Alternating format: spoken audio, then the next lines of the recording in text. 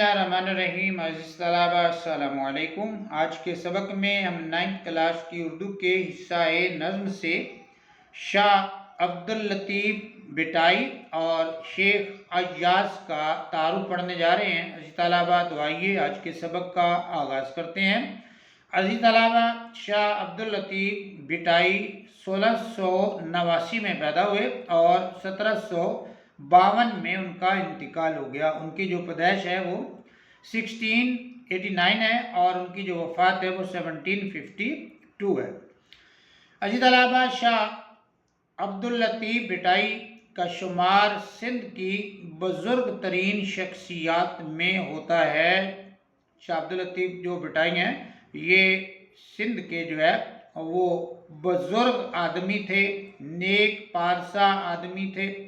وہ سرزمین سندھ میں اپنے کردار اور گفتار کہتے ہیں عزیز طلبہ گفتگو کو، اور حسن عمل یعنی عمل کی خوبصورتی سے ایک دنیا کی فکری اور روحانی تربیت، فکری لحاظ سے اور روحانی لحاظ سے انہوں نے جو ہے ایک دنیا کی تربیت اور فیوز و برکات، فیوز عزیز طلبہ فیض کی جمع ہے اور برکات برکت کی جمع ہے، فیوز و برکات کا باعث بنے، وجہ یا سبب بنے، اور اپنے سندھی کلام سے سندھ کو محبت، امن، رواداری یعنی حسن سلوک اور بھائی چارے کا گہوارہ بنانے کی تعلیم دی۔ بھائی چارے کا جو ہے وہاں پہ جو ہے وہ چرچا کیا، بھائی چارے کا جو ہے گہوارہ بنایا، بھائی چارے کی تعلیم کو عام کیا۔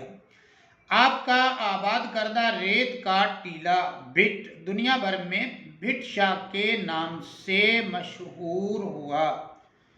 آپ کی سندھی شاعری کا مجموعہ شاہجو رسالو کے نام سے شائع ہوا، جس کا منظوم اردو ترجمہ، آپ کا جو ہے سندھی شاعری کا جو مجموعہ ہے وہ شاہجو رسالو کے نام سے جو ہے وہ شائع ہوا تھا، اور جس کا منظوم اردو ترجمہ، منظوم مطلب کہ نظمیہ انداز میں اس کا اردو ترجمہ کیا ہے شیخ ایاز نے۔ منظوم اردو ترجمہ شیخ ایاز نے کیا۔ شامل کتاب اقتباس نثر پارہ، جس کو ہم جو ہے وہ انگریزی میں جو ہے وہ پیراگراف جو ہے وہ کہتے ہیں۔ شاہجو رسالو کے ایک حصے سے مستعار یعنی ادھار لینا، اخذ کیا جانا، وہاں سے نکالا جانا، وہاں سے لیا جانا۔ مستعار چند اشعار کا منظوم اردو ترجمہ ہے، نظمیہ انداز میں جو ہے اس کا اردو ترجمہ جو ہے وہ کیا گیا۔ دوسرے نمبر پہ عزیز طلبہ شیخ ایاز ہیں، یہ مترجم ہیں، مترجم کہتے ہیں ترجمہ کرنے والے کو۔ ان کی پیدائش جو ہے یہ 1923 ان کی پیدائش ہے اور ان کی وفات جو ہے 1997 یعنی 1923 ان کی پیدائش ہے اور 1997 جو ہے ان کی وفات ہے۔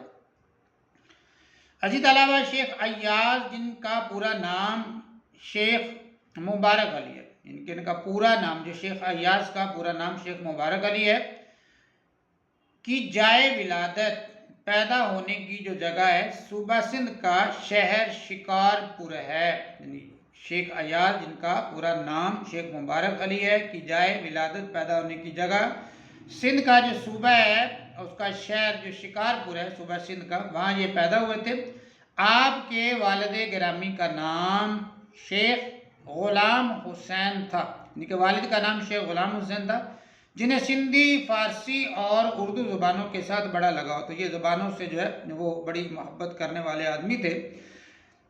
یہی وجہ ہے کہ ان کے گھر میں اس زمانے کے معروف رسائل، ہمایوں یہ رسالے کا نام ہے، ادبی دنیا یہ بھی رسالہ ہے، اور نرنگ خیال وغیرہ باقاعدگی سے آتے تھے۔ عزیز طلبہ، یہ رسالوں کے یہاں پر جو ہے انہوں نے نام دیے ہیں۔ ہمایوں بھی رسالے کا نام ہے، ادبی دنیا بھی جو ہے اور وہ رسالے کا نام ہے، اور پھر نرنگ خیال بھی جو ہے وہ رسالے کا جو ہے وہ نام ہے۔ شیخ ایاز نے میٹرک تک کی تعلیم اپنے آبائی شہر شکارپور ہی میں حاصل کی۔ شیخ ایاز کی جو ابتدائی تعلیم ہے، ان کی جو میٹرک ہے عزیز طلبہ، وہ ان کے جو ہے وہ آبائی ان کا جو شہر شکارپور ہے انہوں نے وہیں سے حاصل کی تھی۔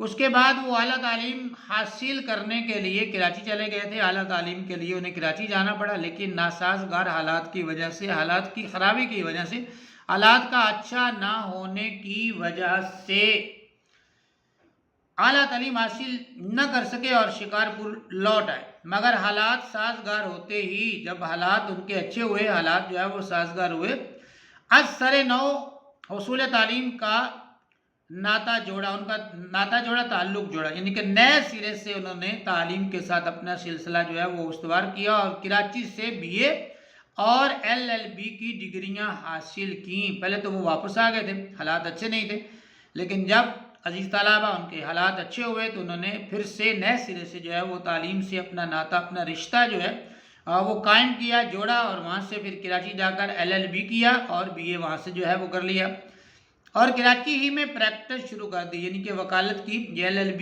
کی ڈگری جو ہے یہ وکالت کی ڈگری ہے، تو وہیں پہ انہوں نے پریکٹس سٹارٹ کر لی. مگر بعد میں ترک سکونت کر کے سکھر آ گئے. وہاں پہ انہوں نے پھر جو ہے وہ کراچی سے وہ سکھر منتقل ہوئے، تو وہاں سکھر آ گئے اور تادم میں واپسی پریکٹس بھی وہیں کرتے رہے اور اپنی پریکٹس کا سلسلہ بھی ہے جو عزیز طلباء انہوں نے سکھر میں ہی جو ہے وہ پھر دوبارہ سے جاری رکھا. آپ کا پہلا ادبی کارنامہ شکارپور سے ادبی رسالے آگی قدم کا اجرا تھا. یعنی کہ ان کا جو پہلا ادبی کارنامہ ہے وہ شکارپور سے انہوں نے جو ہے کہ رسالہ جو ہے وہ نکالا تھا، جس کا جو ہے وہ نام تھا آگی قدم. شیخ ایاز کو ان کی ادبی خدمات کی بنا پر، ادب کی خدمت کرنے کی وجہ سے حکومت پاکستان کی طرف سے ہلال امتیاز کا اعزاز دیا گیا. یہ آپ نے یاد رکھنا ہے کہ شیخ ایاز کو ان کی ادبی خدمات کی بنیاد پر کون سا جو ہے وہ اعزاز جو ہے وہ دیا گیا تھا. تو اعزاز کا نام ہے ہلال امتیاز کا اعزاز دیا گیا. آپ نے کراچی میں وفات آپ نے پائی کراچی میں، مگر آپ کو شاہ عبداللطیف بھٹائی کے ساتھ بے پناہ عقیدت و محبت کی بنا پر ان کے مزار کے نزدیک ہی سپرد خاک کیا گیا. یعنی کہ آپ کو شاہ عبداللطیف بھٹائی کے ساتھ بے پناہ عقیدت کی بنا پر ان کے مزار کے نزدیک ہی سپرد خاک کیا گیا. ان کے مزار کے نزدیک ہی شیخ ایاز کو وہاں پر جو ہے وہ دفن کر دیا گیا. عزیز طلباء، شیخ ایاز کا شمار جدید سندھی ادب کے بانیوں میں ہوتا ہے. بانی کہتے ہیں بنیاد رکھنے والے، ابتدا کرنے والے. شیخ ایاز کا شمار جدید سندھی ادب کے بانیوں میں ہوتا ہے. آپ کا مزاحمتی ادیب، ترقی پسند شاعر اور سندھی صوفی بزرگ شاعر شاہ عبداللطیف بھٹائی کے منظوم مترجم کی حیثیت سے جانا جاتا ہے. یعنی کہ آپ کو مزاحمتی ادیب، ترقی پسند شاعر اور سندھی صوفی بزرگ شاہ عبداللطیف بھٹائی کے منظوم مترجم کی حیثیت سے جانا جاتا ہے. یعنی کہ آپ نے ان کے کلام کو جو ہے وہ ان کا کلام کا ترجمہ کیا، نظم کی صورت میں ان کا ترجمہ کیا، تو اس حیثیت سے جو ہے وہ آپ اپنی پہچان رکھتے ہیں. یعنی کہ آپ کی پہچان کے کتنے مرحلے ہیں؟ آپ کو مزاحمتی ادیب بھی کہا جاتا ہے، ترقی پسند شاعر بھی کہا جاتا ہے، اور پھر جو ہے یہ شاہ عبداللطیف بھٹائی جو ہے ان کے منظوم مترجم کی حیثیت سے بھی آپ کو جو ہے وہ جانا اور پہچانا جاتا ہے. عزیز طلباء، یہ تھا ہمارا آج کا سبق، شاہ عبداللطیف بھٹائی اور ان کے مترجم شیخ ایاز کا تعارف. امید ہے عزیز طلباء آپ کو آج کا سبق پسند آیا ہوگا، سمجھ بھی آیا ہوگا. کہیں پر ابہام ہو تو کمنٹس میں اپنی رائے کا اظہار کیجئے. ویڈیو اچھی لگی ہو تو پیج کو فالو، ویڈیو کو لائک کیجئے. اپنا بہت سا خیال رکھیے. مجھے دیجیے اجازت. اللہ حافظ.